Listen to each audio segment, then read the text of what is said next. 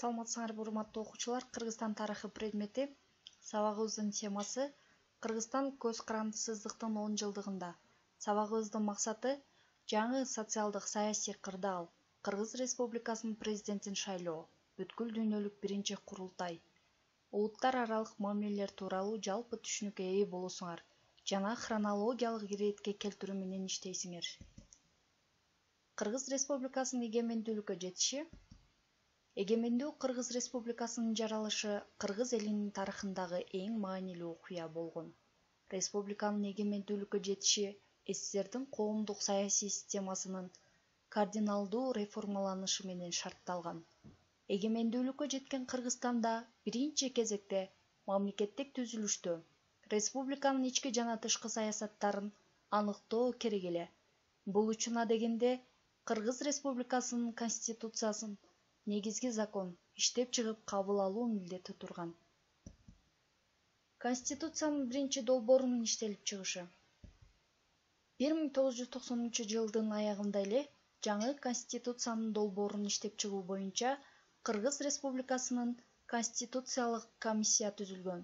Бул комиссия 1,5 жылдык мөөнөттө Кыргызстандын конституциясынын биринчи долбоорун иштеп чыккан. Долбоор жалпы элдик талкууга коюлган.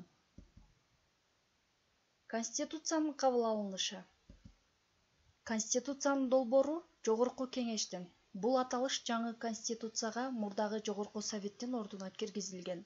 12-сессиясында талкууланып, 1993-жылдын 5-майында кабыл алынган. Ошондуктан 5-май жалпы элдик майрам катары белгиленген. Кыргыз Республикасынын конституциясы Кыргызстандын элинин эркине жана кызыкчылыктарына ылайык Кыргызстандын коомдук түзүлүшүнүн жана саясатынын негиздерин аныктаган. Мындан тышкары бул документте республиканын мамлекеттик органдарынын тармактары такталып, алардын түзүлүшү жана ишмердиктери, граждандардын укуктары менен милдеттери бекитилген. Кыргыз Республикасындагы башкаруу системасы. Кыргыз Республикасында мамлекеттик бийликте Кыргыз Республикасынын президенти 2 палатадан, мыйзам чыгаруу жыйынынан жана эл өкүлдөр жыйынынан турган Жогорку Кеңеш, Кыргыз Республикасынын өкмөтү жана жергиликтүү мамлекеттик администрациялар, Конституционалдык сот, Жогорку арбитраждык сот, соттор жана сот адилеттиги системасынын судьялары Конституцияда белгиленген бийлик укуктарынын чектеринде жүргүзүшкөн. Мыйзам чыгаруучу, аткаруучу, сот бийлигинин органдары өз алдынча жана бири-бири менен эри шаркак иштешет. Президент мамлекеттин башчысы катары мамлекеттик бийликтин биримдигин жана Конституциянын бузулуусун камсыз кылат. Конституция жана мыйзамдар Кыргыз Республикасынын граждандарынын укугу менен эркиндигинин кепили болуп саналат. Мамлекет органдарынын макулдашып иштешин жана биргелешип аракеттенүүсүн камсыз кылат. Аскар Акаев Кыргыз Республикасынын президенти болуп шайланган. 1994-жылы сентябрда парламент экиге бөлүнгөн.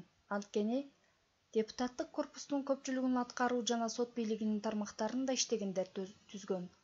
Алар өздөрүнүн депутаттык кол тийбестиги укугун жоготуудан чочулашып, жаңы конституциянын негизинде 1993-жылдын бийликтин бардык бутактарына шайлоо жүргүзүүгө каршы болушкан.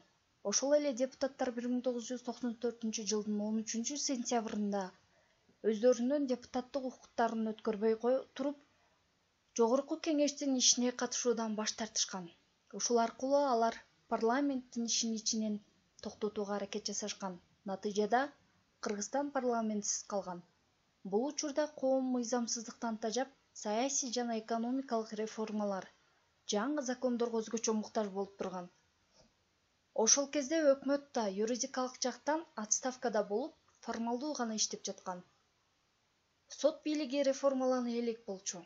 Бардык бийликти президент өзү жүргүзө баштаган. Мына ушундай кырдаалда президент Аскар Акаев республикада саясий туруктуулукту камсыз кылуу, борбордук шайлоо комиссиясын түзүү жана кош палаталуу парламент түзүү боюнча референдум өткөрүү жөнүндө указ чыгарган.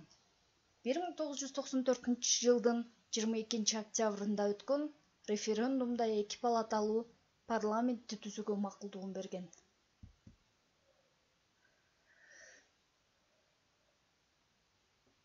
Тышкы экономикалык байланыштар. Кыргыз Республикасынын алгачкы эгемендүүлүк жылдарында эл аралык мамилелердин өнүгүүсүнүн маанилүүлүгү багыттары болуп, КМШ мамлекеттеринин ортосундагы кызматташтык эсептелет.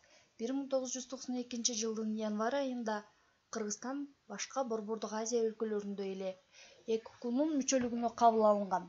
1992 жылдын 8 июлунда Кыргызстан ЭКУнун негиздөөчүсү документтерине кошулду.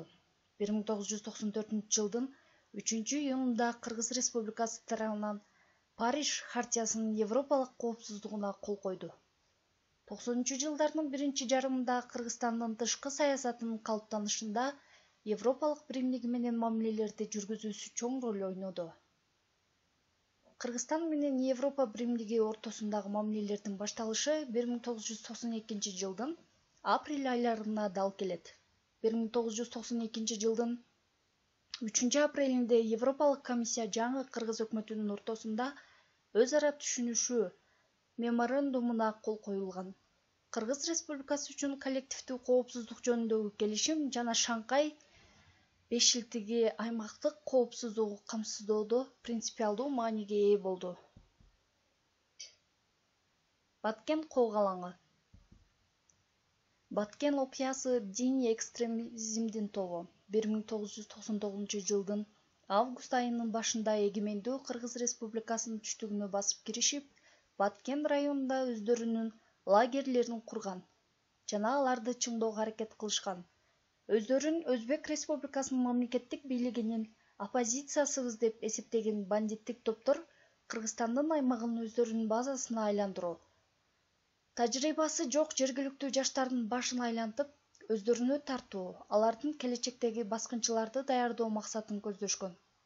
Өз максаттарына жетүү үчүн алар милициянын, райондук администрациянын кызматкерлерин, ал жакта иштеген япондук 4 геологду жана карапайым адамдарды барымтага алышкан. Бир катар кыштактарды басып алууга үлгүрүшкөн. Динге жамынган террорчулардын бул аракети Кыргыз Республикасынын өкмөтү тарабынан мамлекеттин аймактык бүтүндүгүнө шек келтирүү катары бааланып, аларды талкуулоо, республиканын чегинен сүрүп чыгуу жөнүндө чечим кабыл алынган.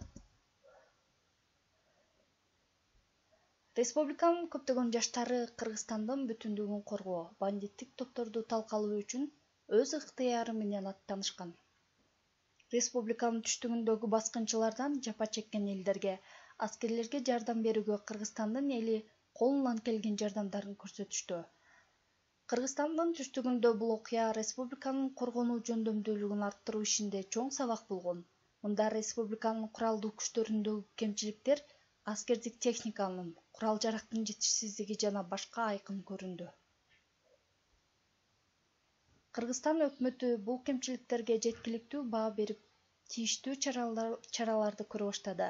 Куралдуу кагылышуулар болгон чөлкөмдүн стратегиялык жана социалдык экономикалык маанисин эске алып, Кыргыз Республикасынын президенти Аскар Акаев 1999 жылы 13 октябрда Баткен облусун түзүү жөнүндөгү мыйзамга кол койду. Бул облуска Ош облусунун Баткен, Кадамжай, Лейлек райондору жана Кызыл Кыя шаары киргизилип, жаңы облустун борбору Баткен айылы болуп белгиленди. Анда жаңы тема түшүнүктүү болсо, балдар, үйгө тапшырма мамлекеттик атрибуттардын жана конституциянын кабыл алынышын хронологиялык иретке келтиресиңер.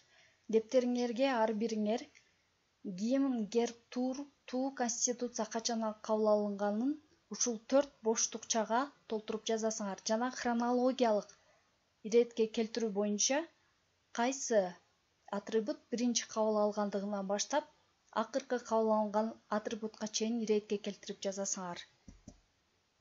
Экинчи тапшырма Кыргызстандын экономикасындагы негизги окуяларды хронологиялык иретке белгилейсиңер. Бул дагы ушул биринчи тапшырмадагыдай эле 4 боштукчанын ордуну суроолорго карап хронологиялык иретке келтиресиңер. Анда эмесе, балдар, саламатта калгыла.